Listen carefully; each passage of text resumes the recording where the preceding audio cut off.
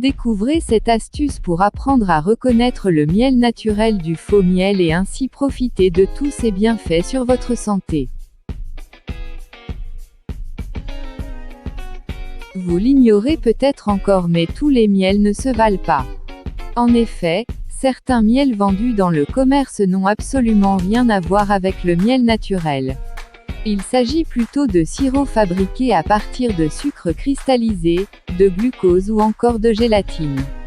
Pour l'empêcher de cristalliser et faire en sorte qu'il reste le plus longtemps liquide, ce faux miel est aussi traité, chauffé et filtré. Enfin, pour être vendu en plus grande quantité, il est bien souvent dilué avec un sirop. Vous l'aurez compris, ce genre de produit n'est donc pas du miel, bien qu'il soit vendu sous cette appellation trompeuse. Pour reconnaître le miel naturel du faux miel, il existe quelques astuces.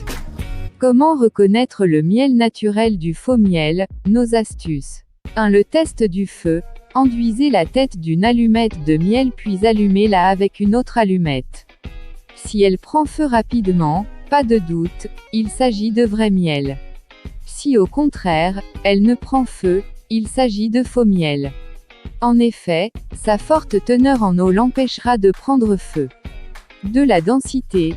Lorsque le miel vient d'être récolté, il est très liquide.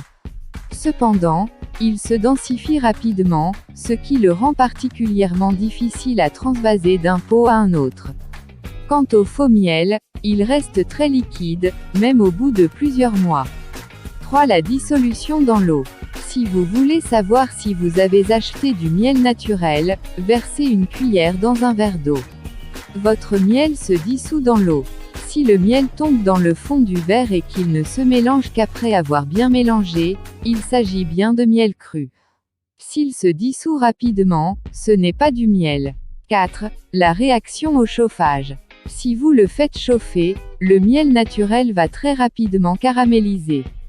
Le faux miel, par contre, va d'abord se transformer en mousse puis en caramel. Il se peut aussi qu'il ne se transforme pas du tout. 5 et 6. L'odeur et le goût.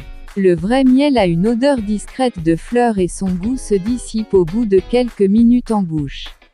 Prenez garde à la couleur du miel que vous achetez. Le faux miel, lui, n'a pas une odeur aussi subtile et son goût persiste assez longtemps en bouche, en raison de la présence de sucre et d'arômes ajoutés. La présence d'impuretés et la couleur. Pour vous aider à démêler le vrai du faux, fiez-vous à l'aspect du miel et à sa couleur. En effet, un vrai miel présente quelques impuretés, des particules de pollen, de la propolis ou encore de la cire d'abeille. Le faux miel ne comporte aucune impureté puisqu'il est fabriqué à partir de sirop.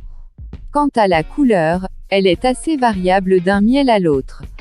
Sachez aussi que le faux miel contient souvent des colorants, qui tachent les textiles. Pour en avoir le cœur net, versez une goutte de miel sur un linge blanc puis rincez à l'eau froide.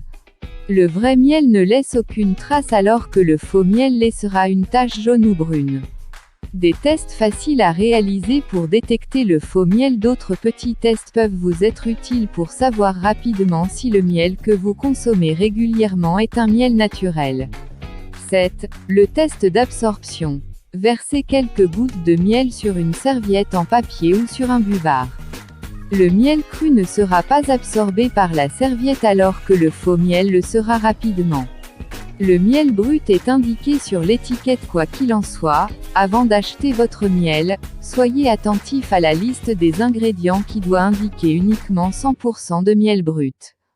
Privilégiez autant que possible les producteurs locaux et renseignez-vous sur leur méthode de production. N'hésitez pas à leur poser des questions et à effectuer quelques vérifications afin de vous assurer qu'il s'agit bien d'un miel naturel.